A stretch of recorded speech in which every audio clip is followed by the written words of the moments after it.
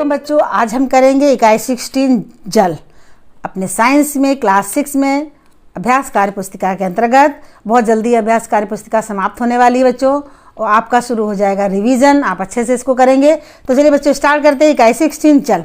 निम्नलिखित प्रश्नों के सही विकल्प छांटिए। जल अनुपयोगी है, भाप बनाने में तो उसमें उपयोग होता है, रसायनों को घोलने में उसमें उपयोग होता है, कार में ईंधन के रूप में जल अनुपयोगी है तो ये अलग हो जाएगा, मशीनों की साफ सफाई में भी इस्तेमाल होता है। भार के अनुसार मनुष्य के शरीर में जल की प्रतिशत होती है 77%, 60%, 80%, 85%।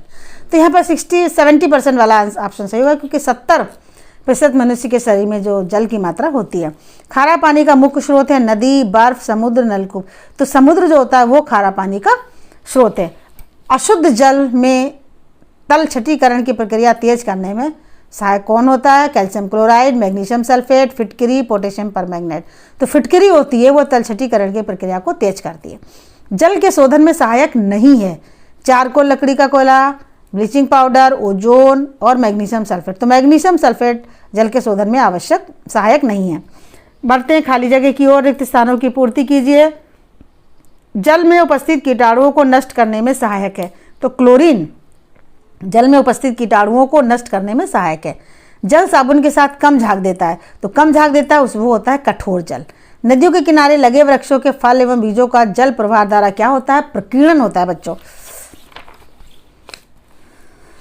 समुद्र जल में प्रतिशत नमक है। समुद्र जो जल होता है समुद्र का, उसमें कितने प्रतिशत नमक होता है? उसमें 2.6% नमक होता है। पेड़ पौधों के उनके भार के अनुसार, जैसे मनुष्य के शरीर में पानी की मात्रा होती है 70%, उसी तरीके से पेड़ पौधों में 60% जल उपस्थित रहता है। निम्नलिखित के सही कथन पर सही तथा गलत कथन पर गलत का चिन्ह लगाइए। पहला, जलीय जीव श्वसन के लिए ऑक्सीजन जल के माध्यम से लेते हैं, बिल्कुल सही बात है। नदियों पर बांध बनाकर विद्युत उत्पादन की क्रिया को रोका जा सकता है, ये गलत है। जल जीवधारियों का मूल घटक है, बिल्कुल सही बात है। शुद्ध जल का हिमांक 100 डिग्री सेल्सियस, क्वथनांक 0 डिग्री सेल्सियस होता है, तो ये उल्टी बात यहाँ पर लिखी है, गलत है। पत्तियों के सतह पर पाए जाने वाले छोटे छोटे छिद्रों द्वारा वाष्पोजन की क्रिया होती है, बिल्कुल सही बात है। तो ये चलते हैं मिलान। स्तंभ का और खा को सम्मिलित कीजिए। जल वाष्प संघनन के द्वारा होता है। पीने जल का जल नलकूप से मिलता है। शुद्ध जल क्या है? विद्युत का कुचालक है।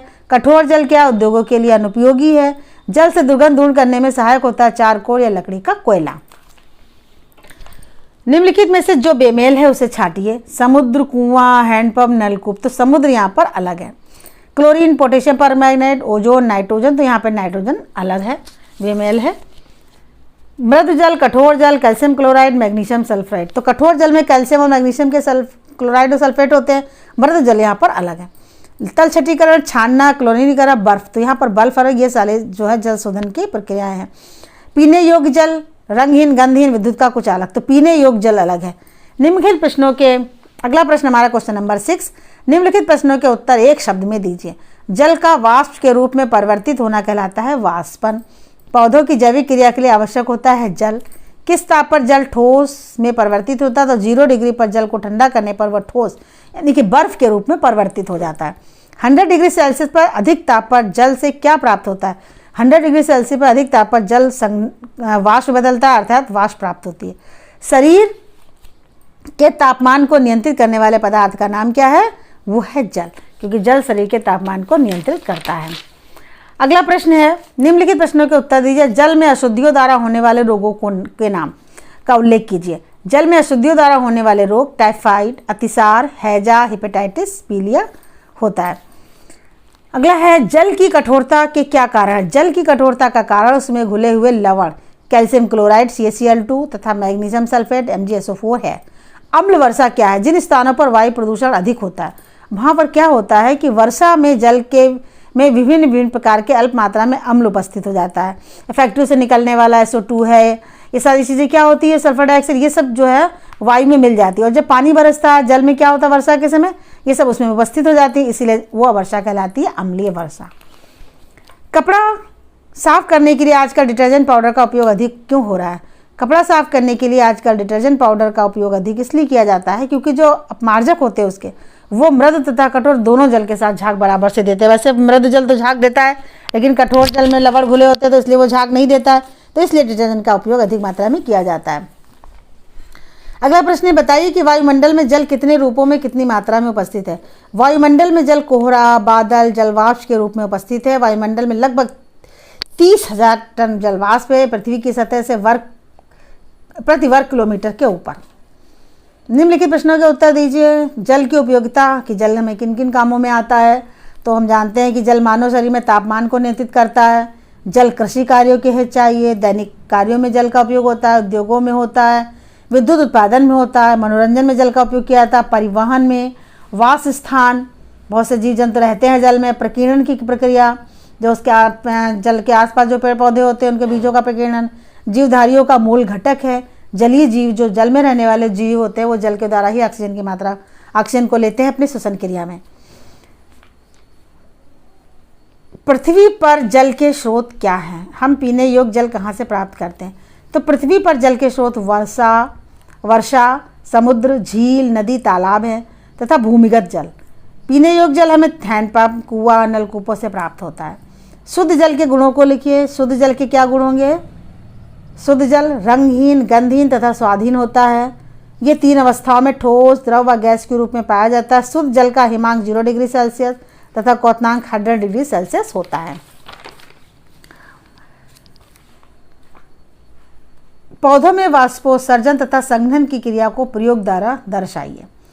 किसी पौधे को पत्ती युक्त टहनी लेकर उसे पेड़ में ही पॉलीथीन से बांध देंगे। दूसरे दिन थैली को जल की कुछ बूंदें दिखाई देंगी थैली में। ये बूंदें पत्तियों के रंध्रों से वाष्पन द्वारा बाहर निकलती हैं और संघनन द्वारा ठंडी होकर बूंदों के रूप में हमें दिखाई देती है। यहाँ पर देखिए मैंने एक चित्र भी बनाया है। ये गमला लगा है, उसमें पेड़ लगा हुआ है, उसकी पत्तियों को हमने जो है एक हिस्से की पॉलीथीन से बांध दिया है। दूसरे दिन जब हम देखते हैं तो पॉलीथीन में पानी की बूंदें दिखाई देती है। होता यह कि वाष्पोत्सर्जन क्रिया के द्वारा पत्ती के रंध्रों द्वारा जो जल वाष्प के रूप में निकलता है वो संघनित होकर बूंदों के रूप में इकट्ठा हो जाता है। तो इस प्रकार से इस प्रयोग को हम आराम से कर भी सकते हैं और मैंने क्लास में भी ये प्रयोग कराया है, आप इसे देखिएगा।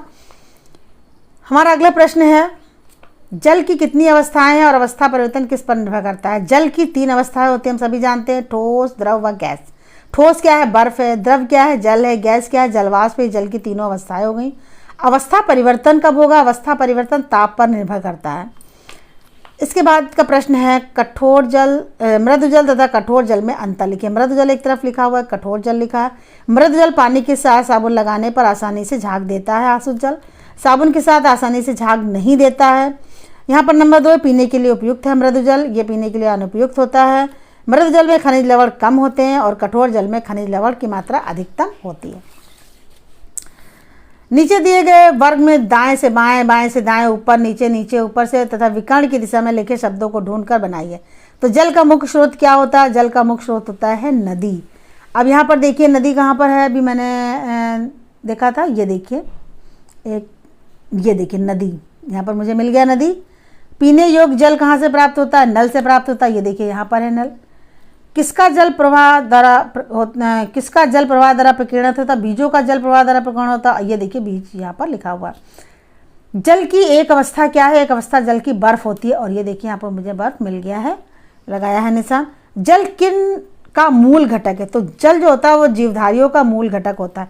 तो जीवधारी, ये देखिए लिखा हुआ जीवधारियों।